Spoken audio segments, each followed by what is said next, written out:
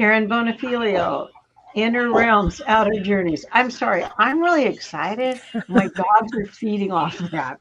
So, and I can't mute myself, so I'm going to try to deal with it. Anyway, Jessie's back in the house. We have had the most fabulous talk before we even started. Let me tell you a little bit. Jessie will say hi, and then I'll tell them about you. Hi, everybody. Go on. You're fine. Okay. Jessie's right across the river from me in Portland, so it's really exciting to talk to someone in my area. So Jessie is a certified trauma healing practitioner, energy worker, and clair-awakened psychic, intuitive empath.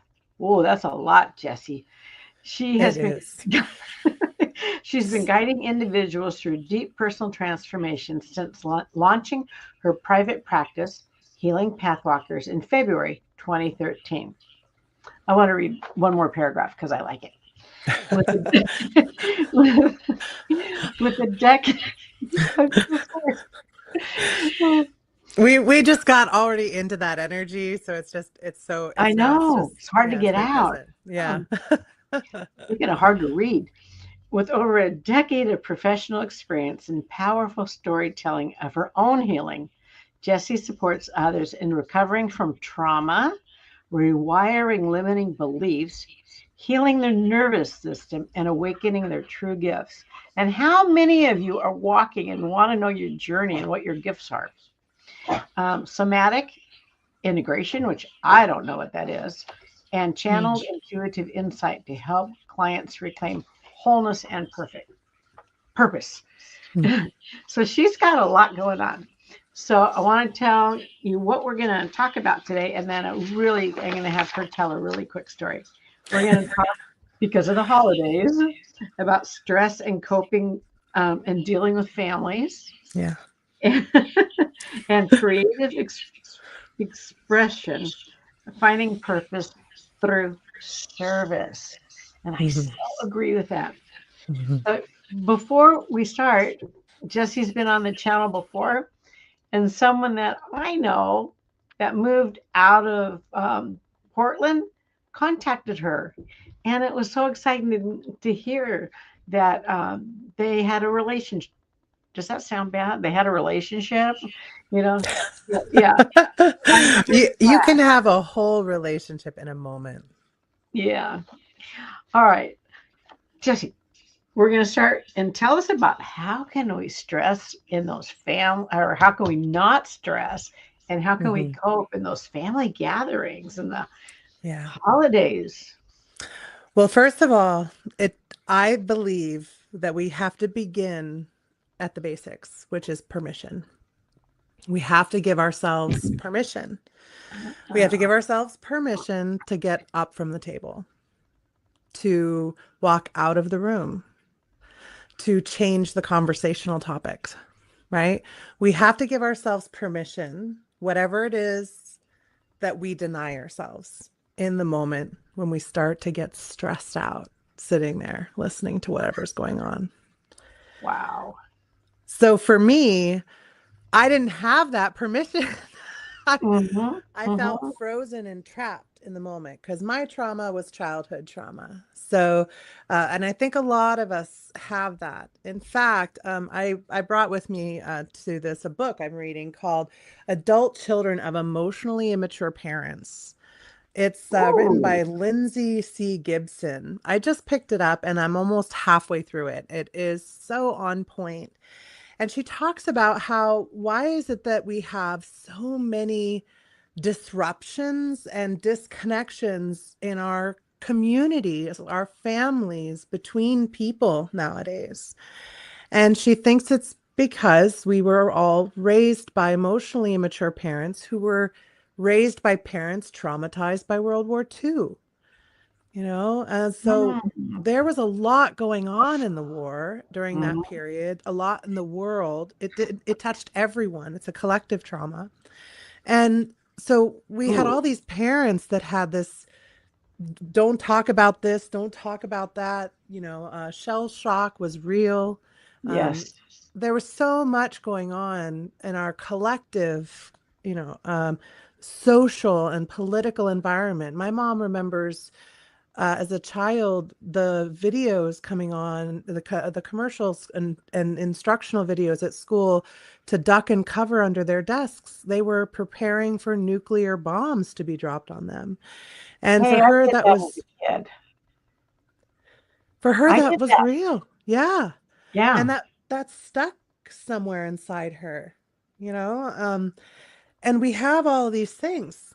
So one of the things that she talks about in this book, it's like it's really just about validating, which is Hmm. the second thing I think that we can do when we find ourselves in our family environment or in a stressful environment.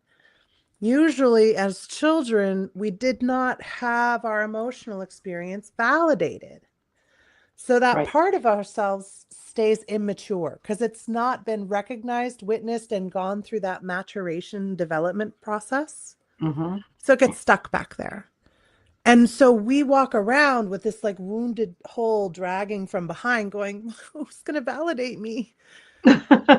Yeah. And the sad thing is, and I know this from personal experience, it doesn't matter if any of the people who you wanted to validate your pain from the past actually do, because my parents both apologized and validated what I went through. It wasn't at their hands, it was at their negligence and their dissociation that I endured trauma. Oh, So I endured trauma at the hands of other people that took care of me while my parents were doing their own lives. wow.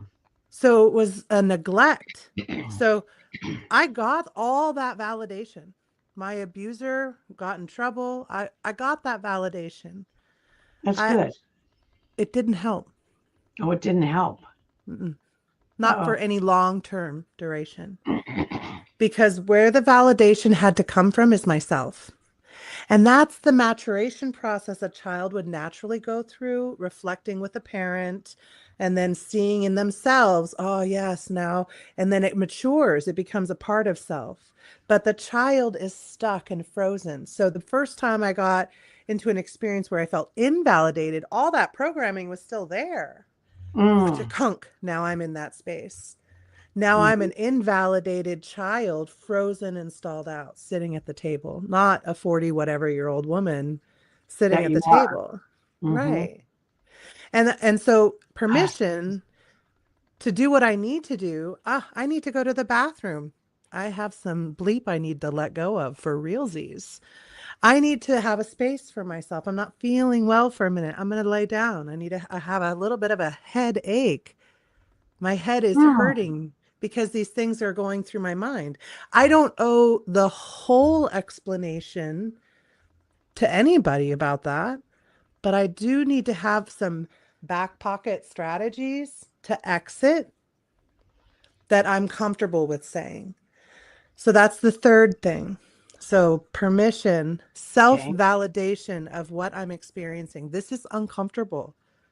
I don't want to sit through this conversation. May I ask a question? Yeah. Did you say something at that point in time, or did you just go do that? What it depends on the what the situation is.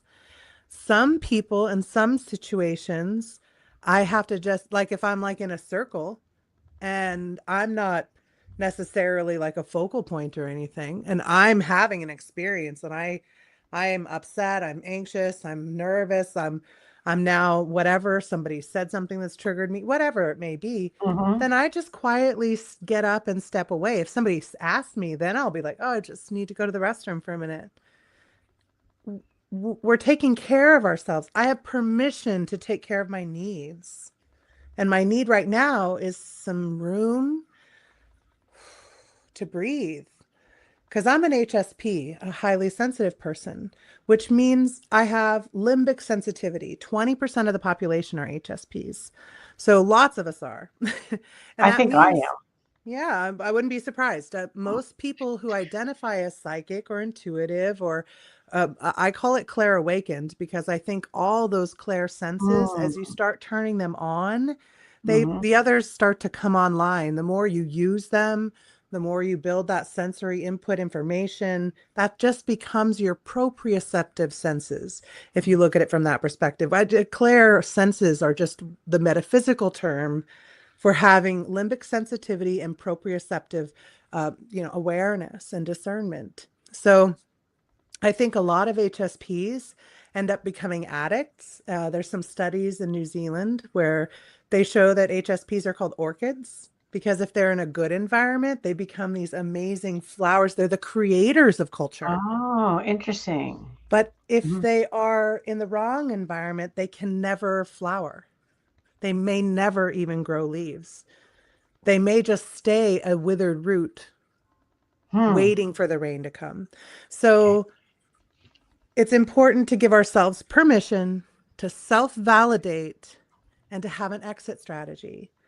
Because if you go to the bathroom for 5 minutes, and after that 5 minutes of breath work, your other tools and strategies deployed, you still don't feel good and like you want to go back, no one's going to be like, why? You were just in the bathroom for a while. It's pretty She's got some problems. self-explanatory. Something's up. You know what I mean? So, Well, I have a question for you because somebody, a family member, made a comment to me during Thanksgiving that I didn't think was very nice. oh, uh-huh. So I should have exited for myself to Maybe. regroup. Maybe if you needed to regroup, you could have just said, "Oh, thanks," and get up and go to the bathroom. You don't owe an explanation if they're saying something that's not nice. But if Hmm. you want, if as you gain more presence, I I would offer you could also say, "Ouch," Oh, I wish I would have done that. right? I wish I would have just said, "Oh, So, like, I'm in this songwriting community, I the like that." singer-songwriter soiree community. And they talk a lot, they do a lot of education about how to work collaboratively with each other because we're all sensitive and intuitive and we're musicians. And so if most people aren't trying to hurt your feelings. Most people are obtuse or oblivious. And if they are, that's like a 2% of the population. That's like sociopathic or malignant narcissists. That's a very small percentage. Most people are just obtuse and they don't realize that will hurt you. And so if someone loves us, they Hmm. want to know that they've hurt us. And I it need to doesn't do mean that. they're responsible, but it means, ouch. I like that. I really, really like that. And then 2 days later, I was with this person again, and then I felt the need to explain. Right. And he was, oh, you're all good. You're all good. Yeah, it's good. I think, okay, well, that's not the way you reacted to me. Yeah. So, but ouch. Yeah. I'm going to use ouch. I'm going to start using And ouch. one thing you can offer your family member, that particular family member, or if you ever want to, you maybe it's just this is what they offer in the community. If you notice that you've said something hurtful, oops, Oops, oops, and ouch. oops, and ouch. I don't think And I if you said make that agreement in a family, you know, especially if you have a family like we're trying to all get along, we haven't had a dinner for a something. while, Uh-huh. we're working towards building, like my family completely fractured when I was a teenager. And just last spring, no, last summer, excuse me, summer time is weird for me. I went down to my hometown. My cousin, my brother, and I sat at the table together for the first time in 30 something years. Wow. And Wow. that particular configuration had never been alone together. But we made a promise to each other that family is important. And we're of a generation, we're like the lone men standing of this generation. Like, can we just eat together? And It was the best meal. We laughed so hard. It was so Oh, fun. And we just had this already established agreement. My brother and I had already discussed it. Like, we're not gonna hurt each other. We can talk about our hurt, hmm. and it was fascinating. I watched my brother have this conversation with my friend, my cousin, these men in my life, and he's like, "Oh, you guys, your pickers are broken," and he's just like straight up, and he's like talking to him. He's like, "It's because of our moms and our dads." He just brings all this out, and I'm like, Uh-oh. "Wow." That's I crazy. had no idea my brother had that much awareness. So I think if we give each other enough room and we are preemptive and have conversations, if we know there's strife or struggle, and we make agreements like, hey, if I say something you don't like, just say ouch. And I'll be like, oh, oops. And if I like that. later I need to talk to you about it, can we visit later? Can we revisit it later and have a conversation if it's necessary? So that's my strategy for any stressful situation. And I pre-run that in my mind before I go in, before I even start. I give myself permission to acknowledge my feelings and to get up from the table or to say ouch or to blah, blah, blah, right? Whatever your authentic exit strategy will be. And then I go in. Because we all know it's not like we're taken by surprise by so and so's behavior. We're usually Right, waiting right. for it. That And person was because, just being how they usually are. right. Oh, those are both great. Those are really good ideas. Thank you for that. Yeah, yeah. Whoa. Any other thing about coping with family members during the holidays? Yes. Ouch and oops. I love it. One of my favorite tools is I think of it as like a little mini translator. You know how in Star Trek, they have these like translators that are built into their thing, and then sometimes they go Yeah. awry, and everyone's talking this other language. Mm-hmm. Just recognize your translators have gone awry, Oh, gosh. and that person is talking to you, and they think they're telling you something, but what they are is confessing. Their subconscious is confessing. It's Mm-hmm. telling you about them, what they're afraid of, what they're angry about, what they're hurt about, what they're fearing. So if you can pause and suspend your belief because you believe you know what they're saying, because you recognize the language, you know these words. What if Mm-hmm. you don't know their intention? So I try to imagine, and this is going to sound horrible, but in my family, my grandmother was a painter. And when she was learning to paint faces, she painted all of us grandchildren, all of our parents. And there was a long hall and it had all of the paintings. And as she got better, we looked more like people. Uh-huh. But in the beginning, we looked like ape ancestors. So we Sorry. would call it the Hall of Ancestors, right? Because we would walk down the hall and we're like, oh, look at we're evolving. I don't look like that. But what I try to do is I try to look at all of us as our ancestral version. Okay, so we're all monkeys, really. And we've been civilized in these ways and these rules. And sometimes someone's just awry in the tribe. What's up with that? And I try to get curious instead of personal. I love that. I love that. So if I can get curious and I can try to find where are they coming from or what's their motivation or what are they sharing with me right now? Mm-hmm. How are they feeling? What are they missing? What are they unaware of, right? Yeah, but you really have to step back in the moment to do that. You do. And That's that a lot of self-control. here's the here's the best challenge. This was my favorite challenge when I heard this. I'm probably going to misquote it, but Einstein basically says the mark of genius isn't knowing a lot of things. It's being willing to entertain something without needing to know it. Without what? Needing to know it to be true.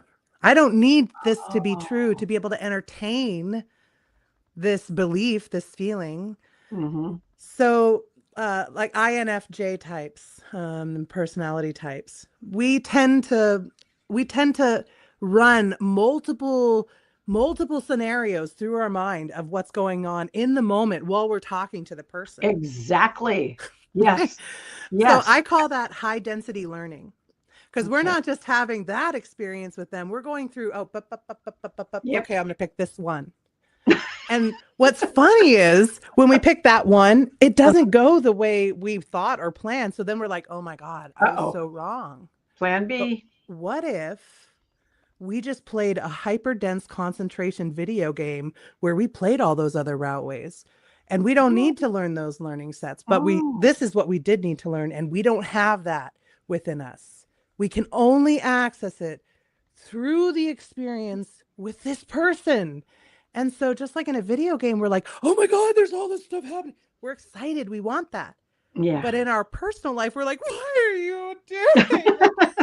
Like, we made a Mm-hmm. video game to have the experience, and we pull away from and we resist the real life experiences that build our emotional resilience, that build our self-discipline, that build our capacity to have empathy and connection with another human being. It helps us to take responsibility for our own emotional state and witness that the other person can't in this moment.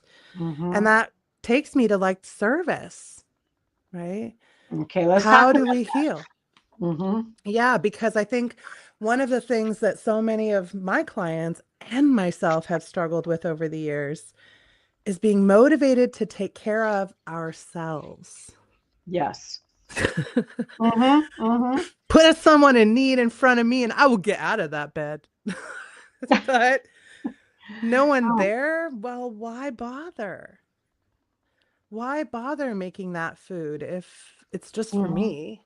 Why bother doing whatever if it's just for me? And I think a lot of people get stuck in that um, waiting place for it to matter, waiting for something to pull them out, waiting Mm-hmm. for someone to validate them, waiting for someone to care about them, waiting Yes. for someone to love them. Mm-hmm. That waiting place is our death sentence, I believe. Yeah, exactly. I And agree. we'll wait there forever. Mm-hmm.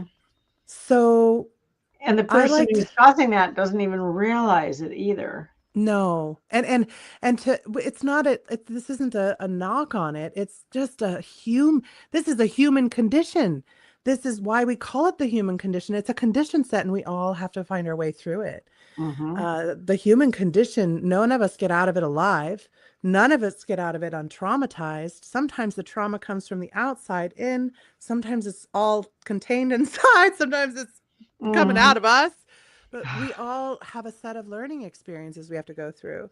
And this is that emotional EQ. This is like how you build your emotional intelligence is by putting yourself in situations where you, instead of running away, totally, I mean, just getting up and then going, oh, I hate that person. They hate me. They're never going to be nice to me. And every meal's going to. Well, we tell that story. And then what option is there left? The reality is listening to us, it's shaping itself around us. Mm-hmm. So if we Mm-hmm. don't give it a different script, if we don't see the pattern and write a different outcome, or even give ourselves in a coherent, healthy state of mind place, the ability to write a different story, and then, oh, now I'm going to self apply because I know I'm going to have another meal with this person. So, in your Their instance, family. right, like, Mm-hmm. is it more important that as family, you acknowledge that you have differences? There's numbnesses, there's awarenesses, there's lack of maturations, there's wounds that are still gaping, and that everyone belongs. And that's family Yeah. constellation work, right? Mm-hmm. Where if we start casting people out, that's what happened in my family. People got thrown out as soon as they were a disruptive force. And I was a too honest at 14 to be tolerated by my family. They're Well, like, that's pretty what? powerful. But I 14? I couldn't, once I told the truth about what I had already endured, stepping into my family dynamics and being asked to be silent while I'm watching alcoholism, Wow. abandonment, abuse, neglect. Hmm. I couldn't abide it. And I had to speak up. And, I was a peer counselor at the time. I'd been trained at Planned Parenthood at 15 to help people my own age. I was very passionate about it. And my Wow. service work has always been a part of my life, finding ways to Wow. connect with other people Hmm. because my own healing was too hard. But I will do anything for someone who shows up in front of me. And so these people, they come, they show up. I'm like, oh, what do they need? And oh, lo and behold, I need it too, but I won't make it for me. I will make it for them. Well, So it's when a did you start hack. taking care of yourself? About 3 years ago. Wow. It took me a lifetime Wow. That's to a, learn that, you whew, know. And wow. I thought I was at different points, but what I was doing was setting unrealistic goals for myself that I was like a donkey with a carrot being led to this idea, to this idea. Will this make me feel loved? Will this make me feel valuable? Will this make me feel of worth? And because I didn't know how to do that, service made me feel valuable, made me feel of worth. Now, we can't stop there. We have to recognize this service we're doing is as much for them as it is for us. And once we start to see that, then we start to ask ourselves, do I even know what I've been serving to these other people? If I'm not trying my own tea, do I know if it's bitter? Do I know if it's good? But isn't that based on your experience so that you know that it's That's how you get the feedback, right? okay? Hmm. And that's why we have to come to a place where we're willing to entertain somebody's view of us that's outside of ours, of ourselves, somebody's experience that's outside of our comfort. Because that feedback shows us this like distance that we can now navigate between us Yeah. instead of a distance, a gulf between us. So I like to think of it like when someone is up opposite me and we're looking at something and we're like, "Ooh, I can feel my blood pressure rise. I can feel that intensity." First of all, I shake it Breathe. off and breathe. I shake it off and I breathe, Shake it off and breathe. right? Shake it off and breathe. And if I have to stand up and stretch, I do that too. And I'm like, sorry, I was getting all stiff and I can see rigid you with doing that myself. at the Thanksgiving table. Think about it. Like, can we all just do a shake off? Woo! I'm shaking you off. It's giving us permission to acknowledge what's happened. We're not going to ignore it. We're not going to avoid it. But, woo, I gotta, excuse me, I'm going to hug myself for a minute. Whoo, doggy, that was a rough one. A little bilateral stimulation, right? If I'm totally triggered and I don't feel like I can say anything and I'm like, okay, if I don't bite my tongue, I'm going to lose it. I can Yeah. under the table squeeze left, right, left, right. I can pick 2 points in the room and look from the left to the right, left, right. I can take a moment and I can ask myself questions about the room. How many pictures are on the wall? How many people are in the room? How many people are wearing glasses? How many table settings are there? I can ask myself questions that are about the environment to check back into where I'm at and help me pull out of where I've gone to Is the is wound. Jesse, is that a way of grounding yourself? Yeah, in the dissociative kind of speak, it's a way of restoring present state awareness when you've dissociated. That's what dissociation is. When you are, sometimes people feel like they're numb or they lose track of even being in the moment and kind of come to, and they don't know what's even being talked about. So dissociation can come in many forms. Sometimes it's like a sound and feeling Mm-hmm. like a pressure change in the room, and you almost feel like you're floating above the room. And some people literally have that experience of floating above the room. We could call that a out of body experience or a remote experience. So these are ways that trauma trains us to our superpowers. Oh my God, you can remote view, you can OBE. Whoa. All it takes is someone hurting your feelings? Sweet. Okay. Can we do it without that part? Like, can we train it Mm-hmm. now? And that's the gift that trauma actually is for us. It breaks our belief in what's possible because we're trying to survive. And trauma is usually the gateway for some of the most incredible gifts of creative expression, of psychic ability, of innovation. Mm-hmm. Most of our greatest innovators were not coming from rich, happy families with everything going great. They're like these Oh, that's true. stories of, Mm-hmm. right? Mm-hmm. So that innovation, that willingness to try things, and that takes me to creativity. Creativity isn't just painting a picture or writing a poem or a song. Creativity is in the food, it's in the expression, it's in the way you're viewing the moment.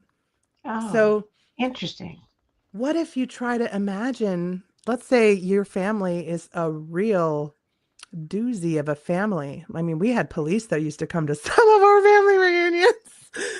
We had so many problems in our family, and it was such a huge Wow. family. And Seriously?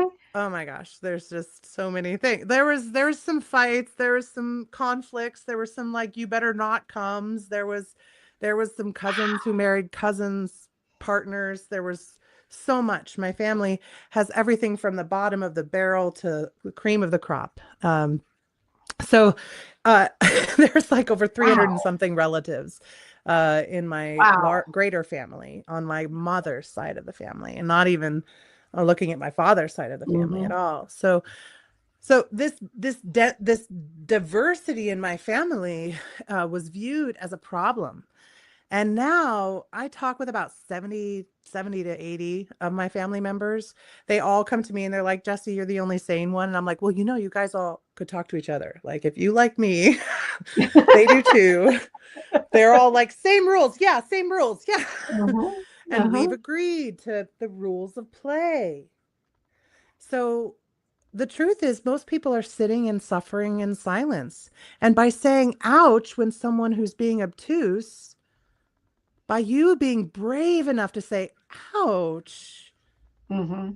you're offering a vehicle for everyone else at the table to be able to say, ouch, too. Yeah. Yeah.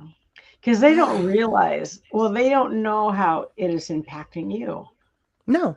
And we hide that. We mask Oh, that, yeah. right? Yeah. Yeah. And how good does that feel? Wow. This is pretty cool. Guys, you've got to remember this because Christmas is coming up too. So the Wow. other thing I'll say is I like to, oh, here we go.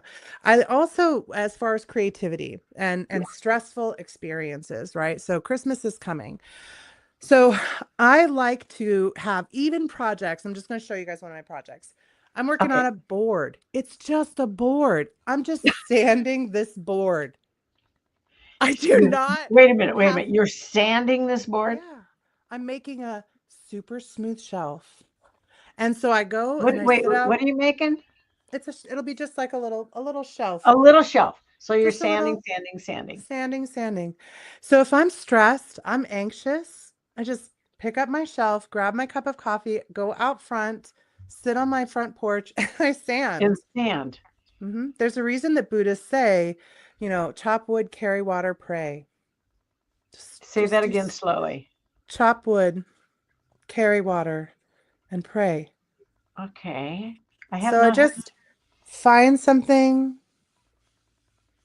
And this sanding, like, not only is it something, getting finer and finer grits of sanding paper, feeling this gets smoother and smoother, my Mm-hmm. mind can't help but wander over the things. So if I struggle with meditation, having a project like this that's Mm-hmm. sitting right next to my desk, in my way, kind of like my cello, Yeah. it's reminding me, hey, you stressed?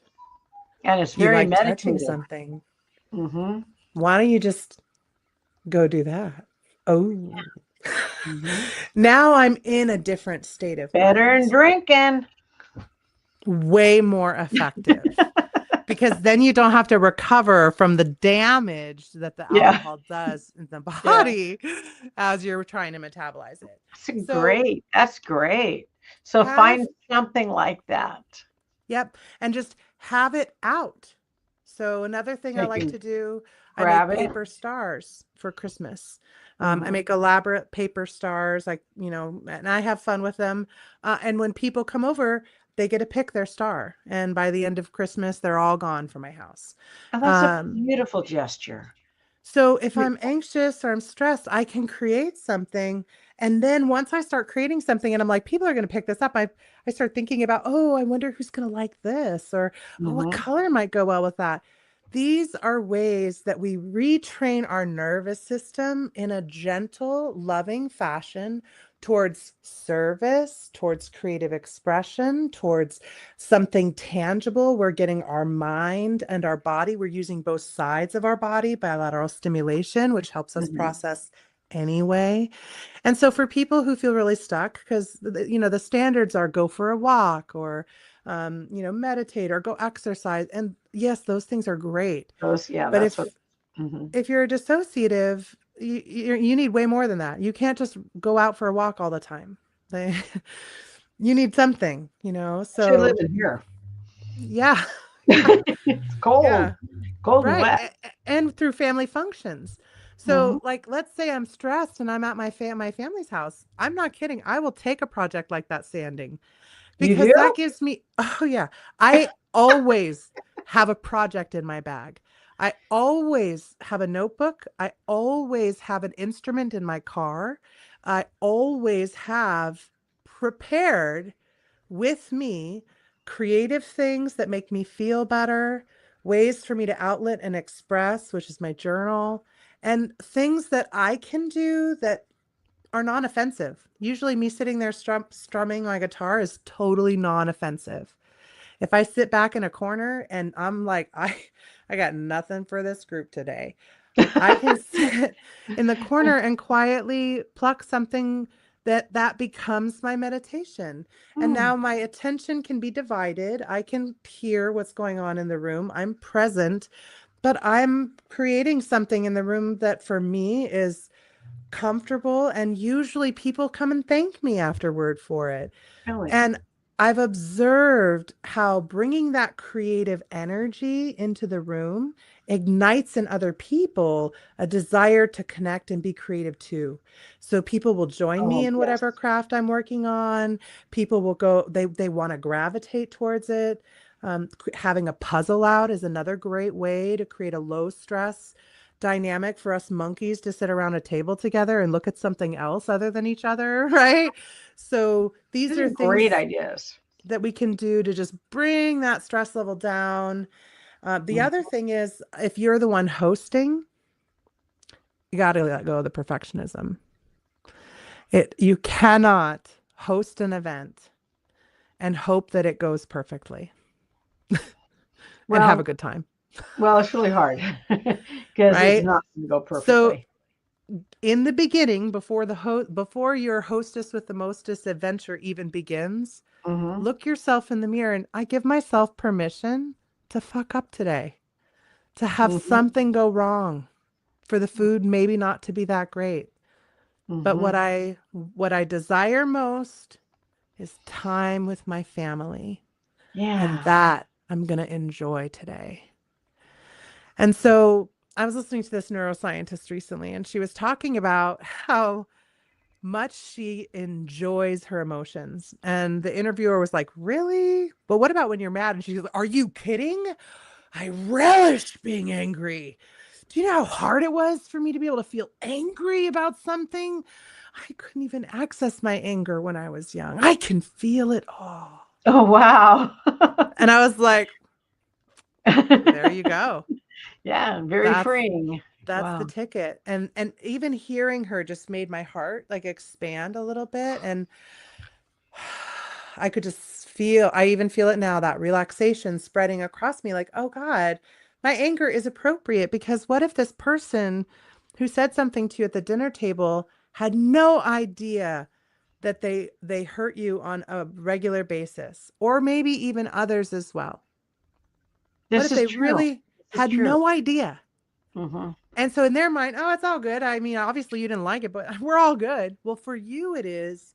But I spent 3 days figuring out what I want to talk to you about this because it's not all good for me. Yeah, And the reason it's not all good for me is because now I feel like I need to strategize for how do I make sure you don't do that again? right.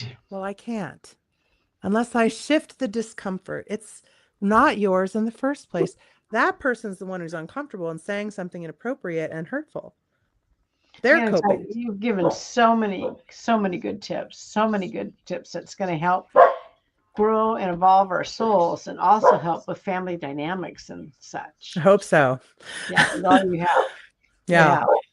have. In fact, I'm going to go back and listen and get some more, process this a little more. But Yeah. we're going to have to wrap up. But we have some Yes. really cool news to share. So I want Yes. you to share your news. Oh yeah. So I've recently launched it's starting in November. I launched an 8-week or 8-session package program that is designed specifically for rebooting your nervous system, coaching you through the process. So it's 8 sessions spaced out at your choice. And through those, between those sessions, you have access to me for coaching in the moment when things are going awry. So you can get in the moment feedback and well, within reason, but in the moment feedback. So I won't, not between certain hours, right? It's Yeah. bedtime. But in general, that I answer within, 12 hours essentially for all of my clients. So that way you can address the issues as they happen. And then you have something to work towards for that next session. So you're prepared. And I'm taking people through a progression that is all designed to help you first internally and then apply externally, process and digest internally, apply externally. So, and I've just, developed this process over the last, 12 years of working with people, almost 13 now, on how to change dynamics, how to process trauma. So I've seen this progression break down over years now, and I want to empower people so that they don't feel like they're crazy going through the process Right. because And they're going to heal. They're going to heal yeah, through that too. Can heal we your bring up nervous that system. can we bring up that flyer so we can see what that Yeah. looks like? Yeah. Yeah, I kind of want to see that. Okay, so So this now is just about me and my work, but if we can go to the one that's at the first, I think the first one. the conquer your stress There and we go. anxiety. Okay, Yeah. good. Yeah. Oh, So I eight love that, from sessions. surviving to thriving. Yes. Yes. So 8 sessions and personalized coaching to reduce anxiety, deepen connections, break old patterns, rewire your nervous system, and learn to live a joyous and purposeful driven life. Well, I'm going to tell you guys. So she's doing one on. You have to understand this. She's doing one-on-one counseling with you. Yeah. Counseling, the appropriate word. It is. It's there. We're doing counseling. We're doing meditate, like self hypnosis therapy. We're rewriting. We're doing some cognitive behavioral training. Doing some EMDR. It's a real cocktail. Some Gestaltian processing of these tools that have been proven to work with processing trauma. Uh, they're all integrated throughout the program in the one-on-one session work. And there's So she's also recorded classes that are that you'll have access to as well, that are teaching you about your nervous system, your responses, your energy, all of that stuff. So it's pretty comprehensive. It's very comprehensive. Yeah. With proven strategies. Okay, these are 8 sessions, and then she will even talk with you outside of those sessions should you need help. Yeah, we do And I'm going to tell texts and emails. Text and emails. Okay. Mm-hmm. And I'm going to tell you the cost of this is phenomenal. And reach out to Jessie to find out the cost, because you will go, are you kidding me? I can do this for that amount. Yeah. And she wants to make it affordable so people can get the help they need and learn the coping strategies and just live a better life. Yes. Yes, okay. That is my passion. And I'll say this, it's a little bit a guilt. My own selfish guiltiness is, I want to see what people will make if they're happy and driven and creative and joyous. I want to see what they will do and become. I'm excited by that. Well, I have so many people I know that could benefit from this class. Not saying I couldn't, but that can definitely benefit from it. I benefit every time I go through it. I bet you do. Mm-hmm. That's why I do it. Okay, Jessie, did we cover everything that we had talked about? I think so. Yeah, I think so. Yeah. Okay, Kelly, I'm going to ask you to take that down, because we are going to send out a special message. And sorry, Jessie, I didn't tell you, but we have a mutual friend now, and he's living over in Hawaii. And I can't speak for Jessie, but I just want to tell you how much I love you. I've appreciated you through all these years, Michael. Yes. And I miss you. And I hope life is going well for you. Don't be such a stranger, please. She got you. He knows how I feel. Oh, yeah. Yes. It was such an honor to be able to witness you through his shared experience, what he shared of his experience of you. Yeah. So there's so much love. It's beautiful. Oh, God, I know. Getting a gift of that. It's like a drop in. I'm like, oh my gosh. Wow. This is amazing. We talked for hours. It was crazy. Seriously, you did? I think he and I ended up talking for a couple hours, if I recall correctly. We ended up talking for quite a while. There was just so much. I'm going to contact him and say, hey, the video's coming up. You need to watch it. Say hello to him for me. Yeah. Okay. Well, he might be contacting you. And hello, Michael. So nice. All right. Thank you, Karen. Jessie, always a pleasure. Always a pleasure. Okay. Thank you so much. And your dog's quieted right down. What's that? Your dog's quieted right down when they knew I was hitting the business. Mute. Oh. I am a quick learner. I was hitting mute. Yeah. Okay, Jessie, thank you so much. A pure pleasure. Thank you. Have a great day. Bye-bye.